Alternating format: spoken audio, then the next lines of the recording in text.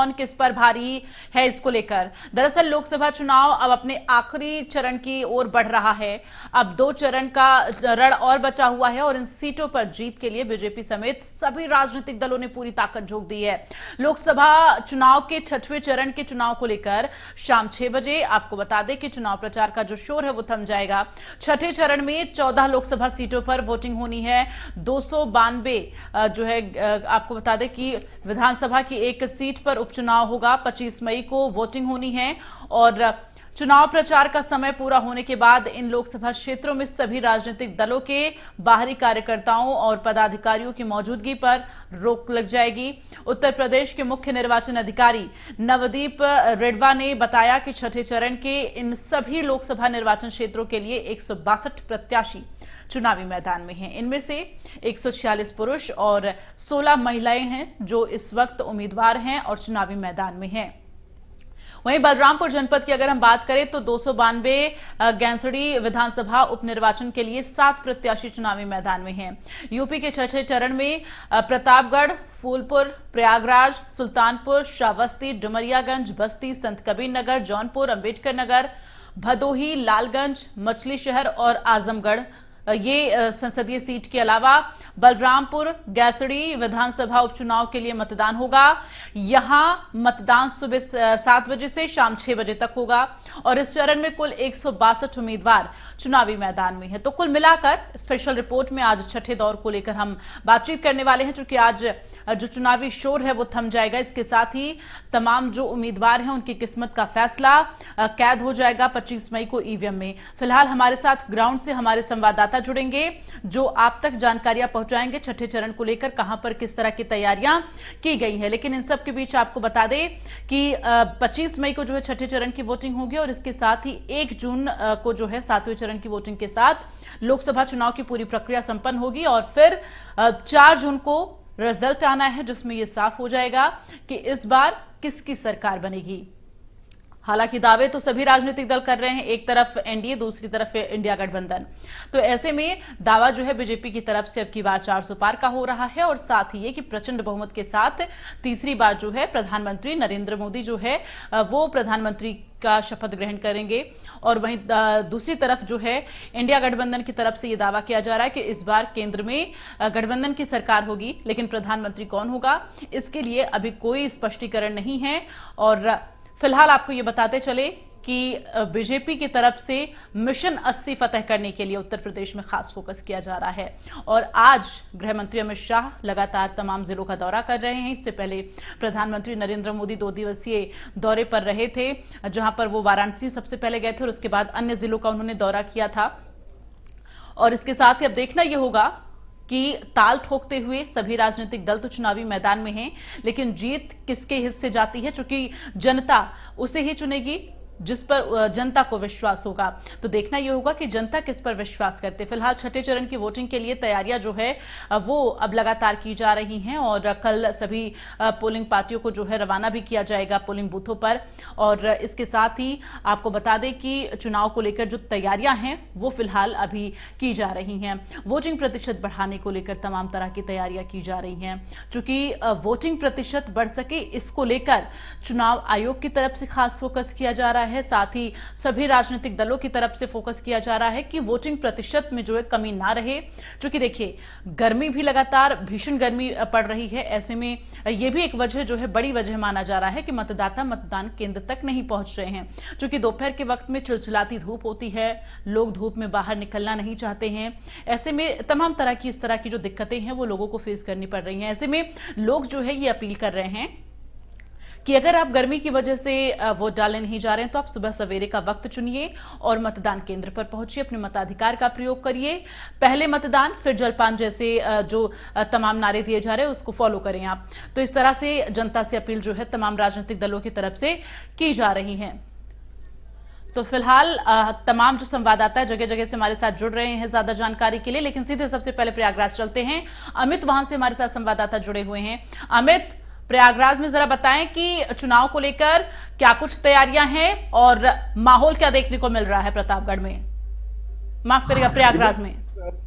जी बिल्कुल, बात करेंगे प्रयागराज में, तो प्रयागराज में 2 लोकसभा सीटों का जो चुनाव है वो होना है, जिसमें फूलपुर लोकसभा सीट है, वहीं दूसरी जो है इलाहाबाद जो सीट है, संसदीय सीट है, वहां पे चुनाव होगा। साथ ही भदोही जो सीट है वहां पे भी चुनाव है, प्रतापगढ़ में भी है। तो ये सभी प्रयागराज से कनेक्टेड है, क्योंकि प्रयागराज जो है काफी महत्वपूर्ण है, क्योंकि यहाँ पे पंडित जवाहरलाल नेहरू भी यहीं से चुनाव लड़े थे और जीते थे और उन्होंने प्रधानमंत्री बने थे। तो इसी तरह से तमाम बड़ी हस्तियां हैं प्रयागराज से जो जो रहे थे, इसलिए प्रयागराज से माना जाता है कि प्रयागराज को जो चुनाव जीता है वही दिल्ली की जो राजनीति है वो संभालता है, इसलिए प्रयागराज का जो चुनाव है काफी महत्वपूर्ण माना जा रहा है।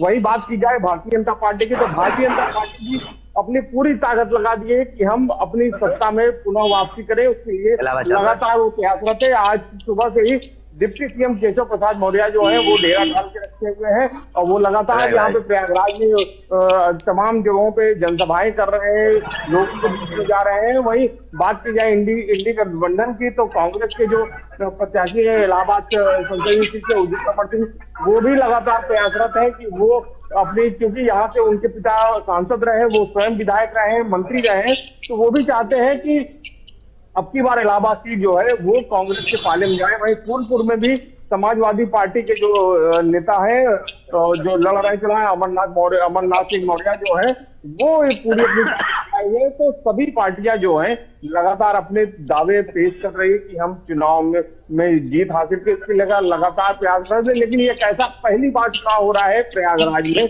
जिसमें काफी कांटे की टक्कर देखने को मिल रही है। प्रयागराज में दोनों पार्टियों ने अपनी पूरी जोर आजमाइश की हुई है, लेकिन जो 25 तारीख को जब ईवीएम बंद हो जाएगा तो 4 जून को खुलेगा, तभी भाग्य का फैसला होगा कि कौन कुर्सी पे बैठेगा। तो ये 4 जून को डिसाइड होगा। लेकिन बात की जाए दोनों पार्टियों की, तो दोनों पार्टियां जो हैं वो पूरी ताकत लगा दी है। ठीक है अमित, बने रहिए हमारे साथ। विक्रांत, आप जरा बताएं कि सिद्धार्थनगर में इस वक्त क्या तैयारियां हैं और क्या चुनावी माहौल है? बिल्कुल, सिद्धार्थनगर में जहाँ तक तैयारी की बात है तो आज चुनाव प्रचार का आखिरी दिन है, जो शाम को 5 बजे थम जाएगा। ऐसे में यहाँ पर केंद्रीय गृह मंत्री आज स्वयं भाजपा सांसद जो प्रत्याशी हैं जनता पार्टी के पक्ष में यहाँ जनसभा में संबोधित, साथ यहाँ जो है इससे पहले अखिलेश यादव का कार्यक्रम रखा, जो गठबंधन के प्रत्याशी के पक्ष में लगा हुआ है। यहाँ का चुनाव रहेगा, क्योंकि यहाँ पे ब्राह्मण मतदाता जो है आम भूमिका क्या करता है। इसमें कुशल तिवारी कितना अपने पक्ष में लोगों को ले जा सकते हैं, ये आने वाला समय बताएगा।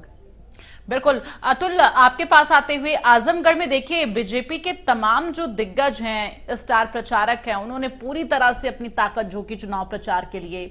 अब उनके चुनाव प्रचार के बाद किस तरह का माहौल आजमगढ़ में देखने को मिल रहा है? इसके साथ ही जरा बताइए कि वोटिंग को लेकर अभी से क्या कुछ तैयारी देखने को मिल रही है? जी, जैसा कि आपको बताते हैं आज चुनाव प्रचार का आखिरी दिन है। शाम घरवार को ही आगे जावा अंदर भाई जहाँ गाड़ी खुलवाई थी। अतुल, आप तक आवाज जो है, आपकी आवाज जो है सही से नहीं मिल पा रही है, तकनीकी दिक्कतों की वजह से। आपसे फिर से संपर्क करूंगी और तब तक जो कमियां हैं वो जो है जल्दी दूर होंगी। फिलहाल प्रयागराज एक बार फिर से रुक करते हुए अमित, आपका आप जरा बताएं, चूंकि देखिए प्रतापगढ़ अभी क्या कहते हैं, जो लगातार प्रयागराज का रुख किया था प्रधानमंत्री नरेंद्र मोदी ने, और इसके बाद लगातार बीजेपी के तमाम स्टार प्रचारक पहुंच रहे हैं चुनाव प्रचार के लिए। अब वहां पर उनके चुनाव प्रचार के बाद से किस तरह का माहौल जो है बदला है? जी बिल्कुल, बात की जाए प्रतापगढ़ की, तो प्रतापगढ़ में जहां अखिलेश यादव वहां पहुंचे हुए हैं, वहां जनता को संबोधित करेंगे प्रतापगढ़ में। वहीं प्रयागराज की बात की, प्रयागराज में केशव प्रसाद मौर्य ने मोर्चा संभाल रखा है कि हम प्रयागराज की जो दोनों सीटें हैं वो जीत हासिल करें। लेकिन जाति समीकरण ऐसा है कि उसमें दोनों पार्टियां उलझी हुई हैं, चाहे वो भारतीय जनता पार्टी हो चाहे समाजवादी पार्टी हो। ये दोनों पार्टियां जो है जाति, क्योंकि ये कैसे पहली बार ऐसा चुनाव जो जाति समीकरण पे चलने लगा। ये जाति समीकरण पे वोट प्रत्याशी को लोग पसंद ज्यादा कर रहे हैं। तो ये अब की बार जो चुनाव प्रयागराज में है वो जाति समीकरण को देखते हुए हो रहा है। तो इसीलिए जाति समीकरण को ठीक बैठाने के लिए जो डिप्टी सीएम केशव भदौरिया जो है प्रयागराज में डेरा डाल दिए हैं। और इस समय हमारे पास एक प्रयागराज वासी भी है, उनसे भी हम जानेंगे कि अब की बार का चुनाव कैसा आप देखते हैं। का चुनाव जहां तक है कि चाहे यमुनापार का हो चाहे फूलपुर लोकसभा का हो, यहाँ पे सीधे लड़ाई सपा और भाजपा की है। और सपा जो कि यहाँ पे आगे जा रहे हैं और भाजपा को कोई लाइक ही नहीं करना चाहता। भाजपा का चुनाव ऐसा चुनाव है, उनका प्रत्याशी खुद है भाजपा का प्रत्याशी, ना किसी को मिला है ना कोई उनको जानता है। और जो हमारे सपा मतलब नाराजगी है, नाराजगी बहुत ज्यादा है भाजपा को लेकर। और सपा को लेके सब हर जाति सपा का सपोर्ट कर रही है, यहाँ तक कि ब्राह्मण ठाकुर लाला सब लोग सपोर्ट कर रहे हैं। आप स्वयं एक मैं कह रहा हूँ समाजवादी पार्टी को मैं खुद वोटिंग करूंगा। समाजवादी पार्टी में समाजवादी पार्टी एक ऐसी पार्टी है जहाँ जातिवाद से हट के काम करना चाह रहे हैं, तो भाई हम लोग उसी को चुनेंगे जो जातिवाद को हट जातिवाद को महत्व। अभी प्रधानमंत्री नरेंद्र मोदी आए थे, उन्होंने भी अपनी उन्होंने चीजें बताई कि हम किस तरह से आगे का कार्य योजना करेंगे। कार्य योजना आगे का अगले पंचवर्षीय में भी कार्य योजना अब हम करने जा रहे हैं। तो आगे की कार्य योजना करने का मतलब है कि आने वाली पीढ़ियां जातिगत राजनीति में फंस जाएगी। बिल्कुल, तमाम तरीके के लोग हैं, तमाम तरीके के अपने अपने दावे हैं कि वो भाजपा के साथ है, कोई कहता है हम कांग्रेस के साथ है, कोई कहता है सपा के साथ। लेकिन जो 4 जून को डिसाइड होगा कि 4 जून को कौन सत्ता में हासिल होता है, कौन कुर्सी पर बैठेगा, ये देखने होगा। तो प्रयागराज की जो जनता है वो किसको अपना प्रतिनिधि चुनती है, जो संसद में जाके बैठेगा, जो उनकी आवाज को वहां तक पहुंचाएगा, ये देखना होगा। और आज शाम 5 बजे जैसे ही चुनाव प्रचार थम जाएगा, वैसे निर्वाचन आयोग की जो पूरी टीमें हैं, चाहे पुलिस हो चाहे प्रशासन, वो एक्टिव हो जाएगी और हर जगह चप्पे चप्पे पे फोर्स ही फोर्स नजर आएगी। और पूरी तैयारियां भी हो चुकी हैं और कल सुबह से बिल्कुल, और तैयारियां जो है वो जोरों पर हैं। इसके साथ ही मतदाताओं को किसी भी तरह की कोई दिक्कत ना हो मतदान केंद्रों पर, इसको लेकर भी लगातार जो है फोकस किया जा रहा है।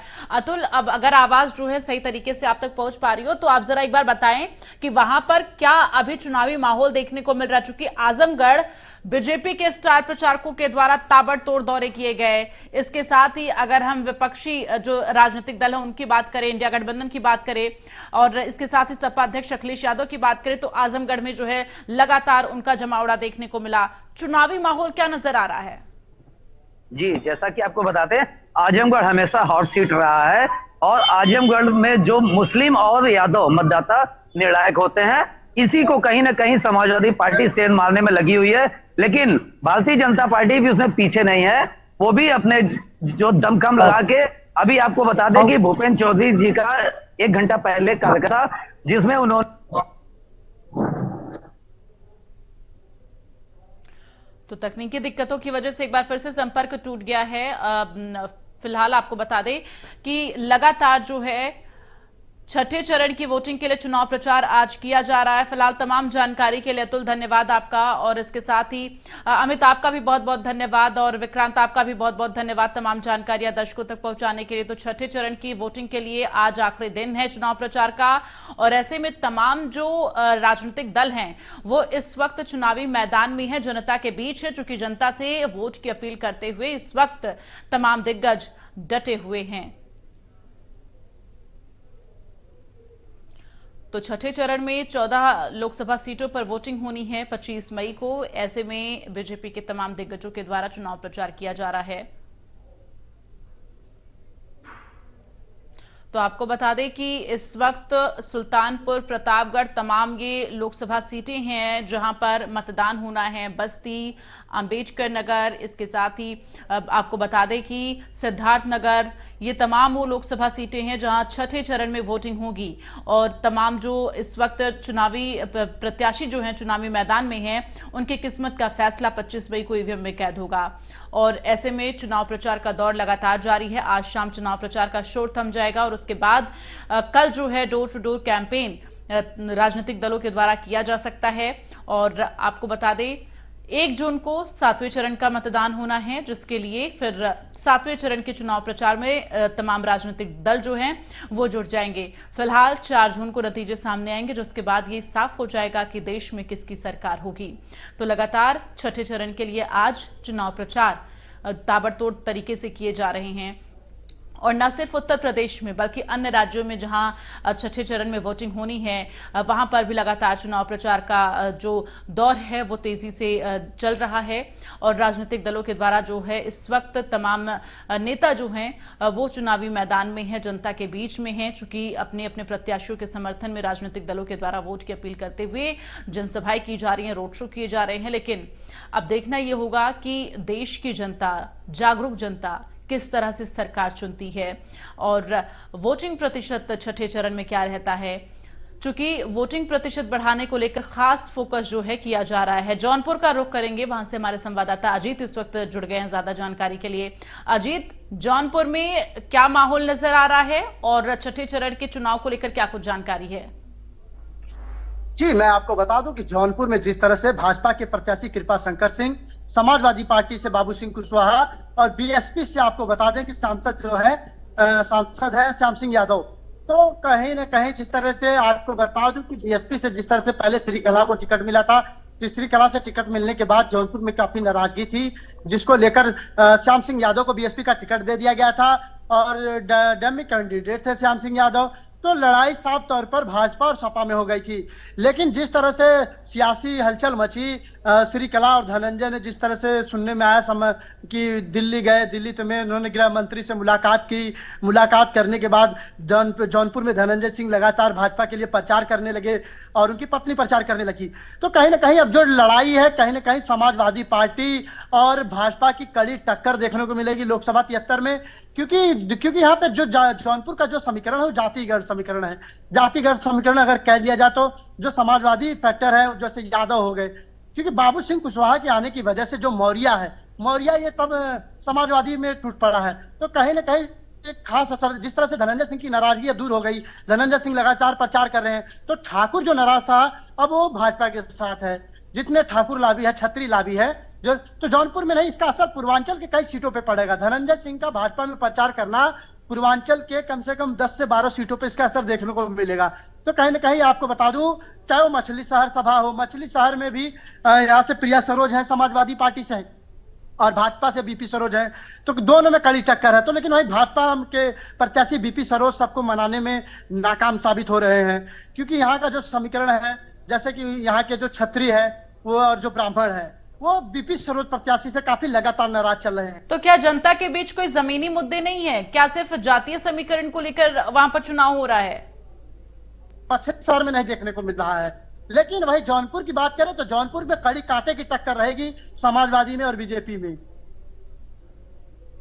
बिल्कुल, लेकिन इन सब के बीच अजीत ये बताइए, वहां पर क्या कोई जमीनी मुद्दे नहीं है जनता के बीच? क्या जातीय समीकरण ही हावी है? जी बिल्कुल सही बात आपने कही। आपको बता दूं कि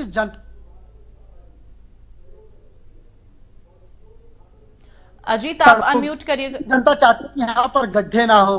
गड्ढों, जौनपुर की गड्ढों की हालत बहुत बेकार है, रोजगार नहीं है। रोजगार अगर शिक्षा के मामले में कह लिया जाए तो शिक्षा के मामले में जौनपुर अव्वल है, नंबर 1 पर है, क्योंकि जौनपुर ने तमाम बड़े साइंटिस्ट, बड़े आईएएस, पीसीएस, आईपीएस दिए हैं जिले जनपद जौनपुर ने। लेकिन रोजगार के मामले में जौनपुर बहुत पीछे है और जिस तरह से सड़कें भी काफी, जैसे सड़कों की हालत, मेन मुद्दे हैं यहाँ रोजगार। इस बार लोग, जो जनता है, वोट करेगी रोजगार को लेके। लेकिन जनपद जौनपुर पूर्वांचल की एक ऐसी हॉट सीट मानी जाती है उत्तर प्रदेश की, क्योंकि यहाँ जाति चुनाव होता है। जाति मतलब हर इंसान यहाँ अपनी जाति को, चलिए ठीक है अजीत, लौटूंगी मैं आपके पास। कपिल, भदोही की अगर हम बात करें तो वहां पर क्या जातीय समीकरण ही देखा जा रहा है या फिर इस बार विकास को लेकर या और जो जमीनी मुद्दे हैं वहां को, उसको लेकर जनता वोट करेगी? जी बिल्कुल, भदोही की अगर बात करें तो आपको बता दें कि जिस तरह से वहां पर राजा भैया वहां पर गए हैं, जिस तरह से अनुप्रिया पटेल ने बयान दिया है कि अब कोई राजा नहीं रहेगा, तो उन्होंने भी साफ तौर पे जिस तरह से कहा कि राजा जो है और राजा ना के जमाने में पैदा होते हैं ना राजा कोई है। तो कहीं ना कहीं वहां भी समीकरण बदलते हुए देखे, क्योंकि राजा भैया ने भी समाजवादी पार्टी को समर्थन कर दिया है। इसमें भी 3 से 4 सीटों पे देखने को मिलेगा। जी बिल्कुल, लेकिन भदोही में चुनावी माहौल क्या नजर आ रहा है इस वक्त जनता के बीच? चुनावी माहौल आपको बता दें कि जिस तरह से राजा भैया जनसत्ता दल की पार्टी जिस तरह से प्रचार कर रही है, ये बीजेपी के लिए खतरे की घंटी बज चुकी है। क्योंकि राजा भैया, जब तक अनुप्रिया के बयान के आने के बाद राजा भैया लगातार उन सीट जहां पर अनुप्रिया पटेल लड़ रही हैं, जो उनके लोग लड़ रहे हैं, वहां राजा भैया खुद कैंपिंग कर रहे हैं, खुद जा रहे हैं और समाजवादी पार्टी के लिए प्रचार कर रहे हैं। तो कहीं ना कहीं इस बार उनको भी ये काफी भुगतना पड़ सकता है, क्योंकि कहीं ना कहीं जो जाति समीकरण, जैसे मैंने कहा कि पूर्वांचल में जाति समीकरण का बहुत अहम रोल रहता है। बिल्कुल। चलिए, तमाम जानकारी के लिए कपिल और अजीत, आप दोनों लोगों का बहुत बहुत धन्यवाद।